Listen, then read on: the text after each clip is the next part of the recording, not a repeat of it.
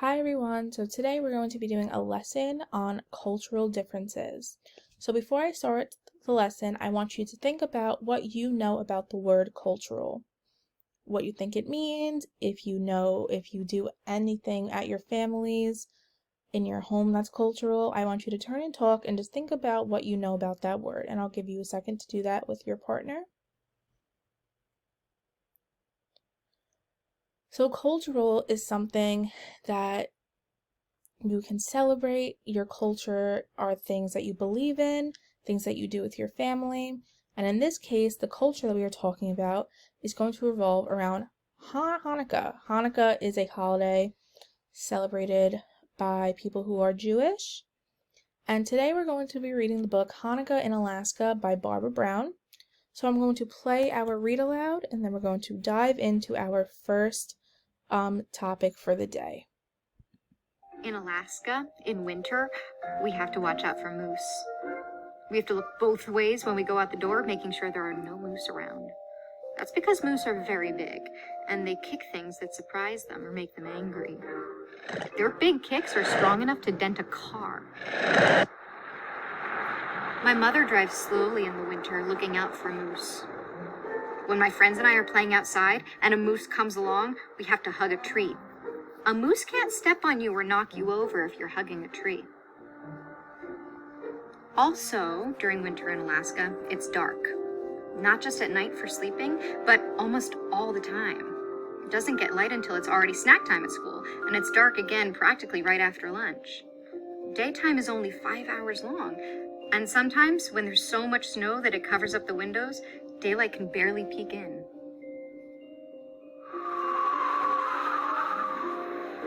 Alaska snow piles up everywhere. It gets so deep that the moose with their skinny legs have trouble walking in it. They like to use people's shoveled driveways and paths. That's why a moose lives in our backyard. He wandered up our driveway, found a good spot where he could nibble at our trees, and decided to stay. He sleeps in our yard and eats our trees. I try throwing carrots to him, even cookies, but he really likes the tree with my blue swing on it. I'm worried about my swing. Once, we saw a moose walking around town with a swing in his antlers. He got entangled and just tore the whole swing away. I think the dark and that moose are making me kind of grumpy, because even Hanukkah hasn't cheered me up. My friends and I pretend to be dreidels spinning in the snow, and when the mail lady comes, she always has another present for me from my aunts and uncles outside. Do you know that everywhere else from Alaska is called outside? But every time I light a new candle in our menorah, I look out the window and it's still dark and that moose is still there, too close to my swing and eating our trees. My mother and I throw some apples, hoping he'll like them instead, but he just watches them fall and eats more tree. One night, as I am lighting the last Hanukkah candle, my father says, "Let's go outside. I have something to show you." "Ooh, with the moose there?" "Don't worry, we'll stay far away." I put on my long underwear and 2 layers of socks. I put on my thick, baggy pants and a sweatshirt. I put a snowsuit on over all that. 2 layers of mittens and a hat. Still, it's freezing cold outside and it's very dark, and I do not like being anywhere near that moose. I want that moose away from my swing. "Dad, what are we waiting for?" "Just wait, you'll see." But he's looking at the sky. I'm looking at that moose. Mom says, "Maybe we can try some fresh spinach. Maybe he'll leave your swing alone for something green." But the spinach doesn't work and I'm freezing. Dad says, "This is a perfect night. You'll see." Suddenly, Dad points up to the sky. There are pink and purple and orange ribbons of light. The sky is full of color, all swirling and shining and glowing. Against the dark black of the sky, the lights are bright and beautiful. I have never seen anything like this. So much light and so big, filling the sky, coloring the sky. A rainbow on black velvet. northern lights, Dad says. Aurora borealis. They happen especially up here in Alaska, but only when the sky is just right. Our very own Hanukkah Festival of Lights. It looks like ribbons of wax, all the candles from all the menorahs melting into the dark, lighting it up. I stare at those lights. I stare so hard, I don't even notice the moose sticking his head through my swing. Next thing I know, the moose is yanking on the chain, pulling on the whole tree. Clank, clank, snort. I can't stand it. That moose will tear everything up. But then I have an idea. I run into the house and I run back outside with my hands full. I wave what I have at the moose and he sniffs, turning his head away from the swing. I back up, laying what I have down in the snow. The moose stretches his head, reaches for it. I keep backing up, laying more down, and the moose follows me. Out of the yard, down the driveway, away. I lay the last batch down and race into our yard. I look at the sky, at the lights. Oh, I'm so happy to see those lights. I'm so happy that moose is gone. My parents are surprised. What did you feed him, they ask. What did he like so much? Latkes, I answer. Hanukkah can be pretty funny in Alaska. And miracles can happen in a lot of different ways. So that's the end of our story. So I want you to pay attention to the things that you heard about Alaska, what they do, what they eat, and the traditions that they have. For example, the menorah, the latkes, and stuff like that. So in this sheet here, the cultural differences and similarities. I want you to put in the first column where it says norms for Australia, we're going to do norms for Hanukkah. This is going to mean things that they do. For example, what they eat, what they play with, what they do at night, the amount of days that it lasts. You're going to put that in that column from the information that you got from the text. And the norms for with the blank line, you're going to compare it to a holiday that you celebrate at home with your family. This could be Christmas, Kwanzaa, Eid, whichever you want to compare that you think could be similar to Hanukkah but also have its differences. So this will be your first assignment, and just fill that out, take the time that you need. Then we're going to put our researcher cap on and learn more about Alaska.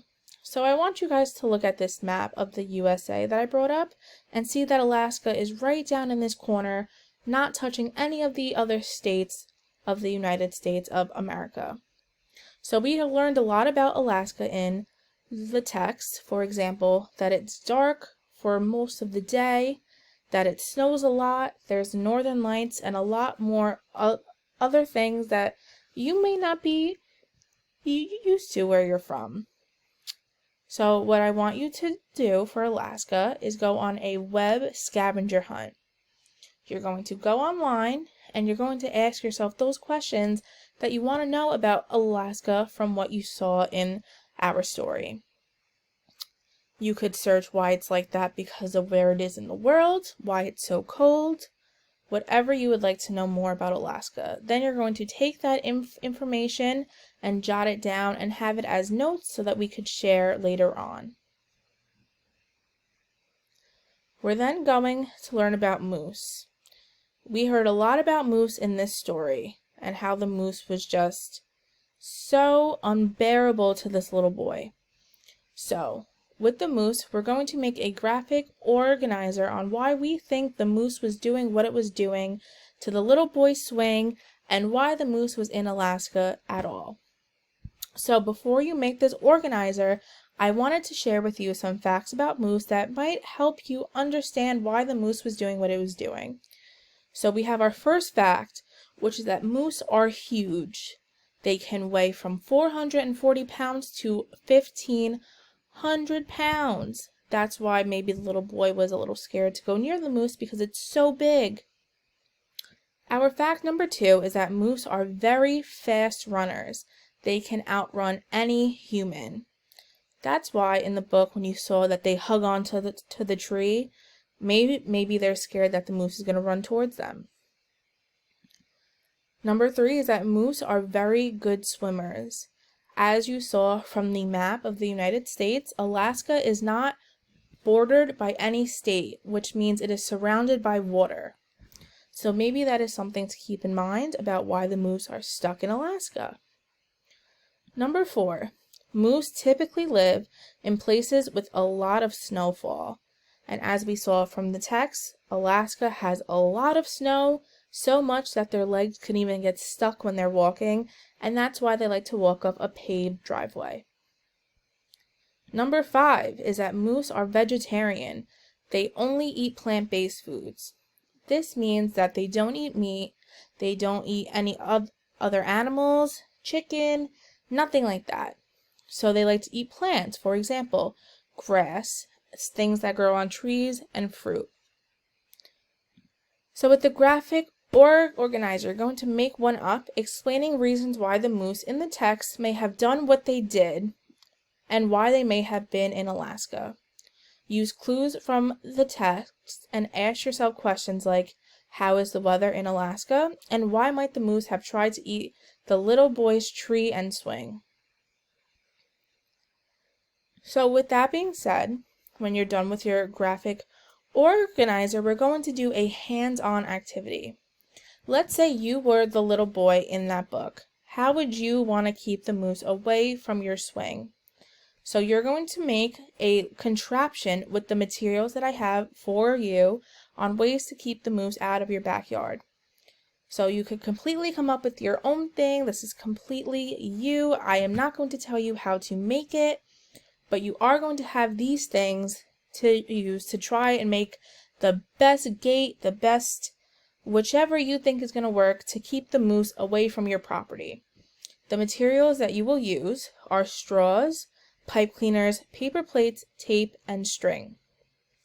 So this is completely your imagination on what you would do if that moose would not leave you alone. And I want you to have complete creativity on this. So take the time that you need to do that, and then we will show it off to our classmates and see what everyone came up with. When we are done with our hands-on activity and we are done keeping the moose out of our property, we are going to move on to our closing activity, and we are going to color pictures of menorahs. So as you heard in the text, menorahs are the 9 candles that they light for Hanukkah.